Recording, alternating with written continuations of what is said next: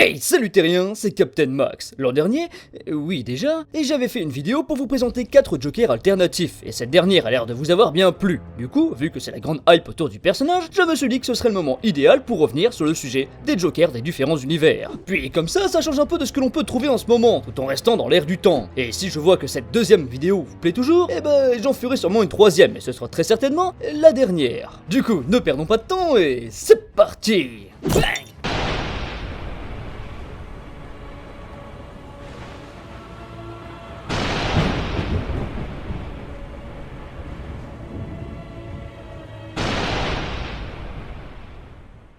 Alors tout de suite, rien qu'avec le titre, vous devez être dubitatif. Ne parle-t-il vraiment de la série? Eh bien oui, mais de la 11e saison. Et même si la série s'est arrêtée à la saison 10 à la télévision, une 11e est bien sortie, mais cette fois-ci en comics, ce qui évidemment facilite grandement la construction d'un scénario sans se soucier de combien ça va coûter en effets spéciaux, casting et compagnie. Et là normalement, je continue de vous perdre, car j'imagine que vous ne voyez pas encore les rapports avec le Joker et Smallville, sachant que c'est dans l'univers de Superman, et pas de Batman. Eh bien, pour les comics, les scénaristes ont voulu intégrer des histoires en parallèle, avec d'un côté Superman et de l'autre Batman. Clark Kent se retrouve donc face à une population qui n'accepte pas sa présence d'aliens quasi invulnérables dans leur ville. À cela s'ajoute l'arrivée sur Terre de Monitor, une entité qui a provoqué la destruction de nombreux univers lors de son combat contre Anti-Monitor, et qui est donc atterri ici suite à cela. Si vous voulez en savoir plus sur Monitor, et surtout Anti-Monitor, j'ai une vidéo qui lui est consacrée.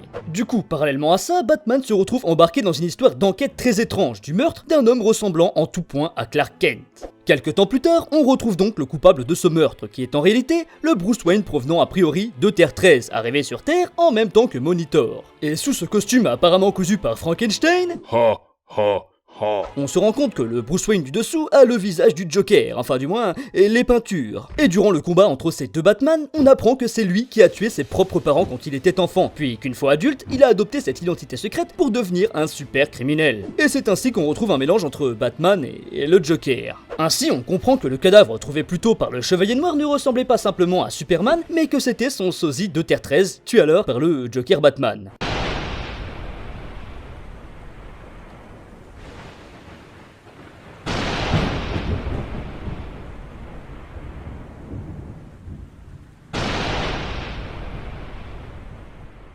Dans le futur, sur Terre 2, Batman et Catwoman ont eu un enfant, une petite fille du nom d'Helena Wayne, qui deviendra par la suite Huntress, la super-héroïne de la nuit qui succédera à son père. Alors ne cherchez pas vraiment à savoir dans quel univers ça se passe, car c'est un petit peu trop compliqué cette histoire, et puis ça sert pas à grand chose. Entre Terre 2 avant Crisis, celui d'après, Power Girl et Huntress de Terre 1 qui change de terre et compagnie, c'est un sacré schmilblick. Le Joker de cette terre ressemble donc beaucoup à l'original, avec pour but de tuer le Chevalier de Gotham. Sauf que cette fois-ci, il y arrive.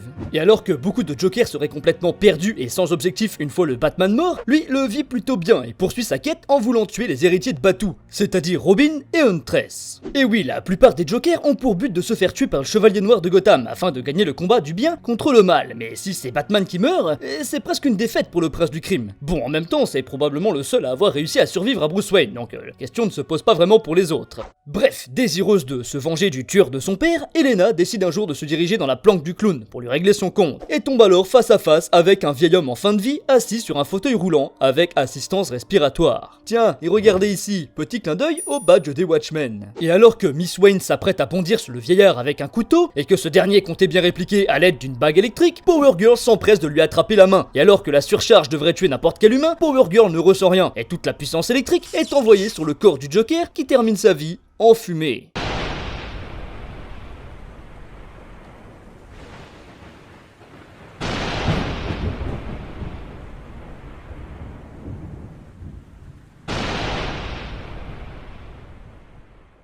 Imaginez un monde futuriste où Batman est mort depuis bien longtemps. Dans ce futur cyberpunk, une terrible menace bouleverse le monde via un virus informatique prenant la forme et le nom du terrible rival de toujours du Chevalier Noir de Gotham, le Joker, mort pourtant il y a bien des années. À cette époque, c'est le petit-fils du commissaire James Gordon qui endosse à son tour le costume de Batman, armé de son Bat-ordinateur.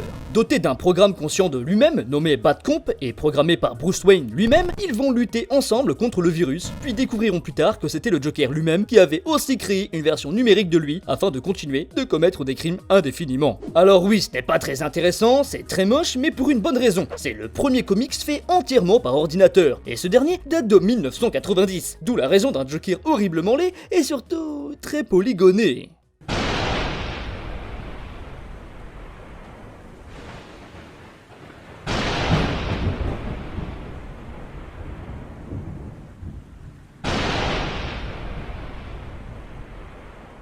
Bon, sur cette histoire encore, je peux vite vous perdre, car dans cet univers, quasiment tout ce que vous connaissez est différent, voire même inversé. Prenons l'exemple de Superman. Ici, c'est un méchant. Sa véritable identité est Harvey Dent, mais oui, le double face de la Terre originale. Il est afro-américain, et pour finir, c'est le méchant de l'histoire. Un dictateur au pouvoir et tuant tous les super-héros sur son passage. Enfin, voilà, je viens plus ou moins de vous retracer l'histoire de Terre-Neuf, et par la même occasion. Mais venons-en directement à l'identité du Joker dans cet univers alternatif. Celui-ci est une sorte de héros révolutionnaire, accompagné par son équipe, les Secret Six, afin d'empêcher le règne de Superman. Mais cette identité est partagée par 3 femmes, Mary Marvel, une jeune étudiante, Madame Xanadu, une milliardaire, et Laurie Lomari, une journaliste de renom. Lorsque le groupe des Secret Six voulut s'opposer à Harvey dans une bataille à Washington, Mary Marvel, la jeune étudiante, y laissa sa peau, offrant avec sa mort l'identité des autres porteuses du costume de bouffon. Ainsi, la journaliste Laurie Lomari sera capturée et emprisonnée pendant de longues années, et à sa sortie, elle apprendra le décès de son ami Manhunter. Et lorsque Nightwing et X la convaincront de redevenir une super-héroïne, cette dernière abandonne son costume coloré et porte à la place celui de sa défunte amie,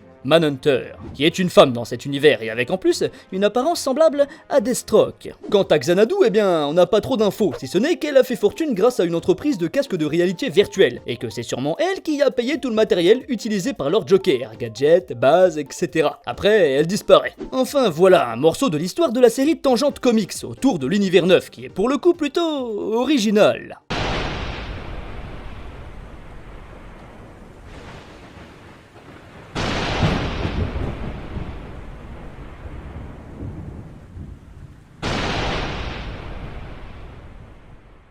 Terminons maintenant avec une histoire alternative plaçant nos personnages favoris de Gotham dans un univers assez inhabituel, celui de la piraterie, visible dans le Detective Comics annuel numéro 7.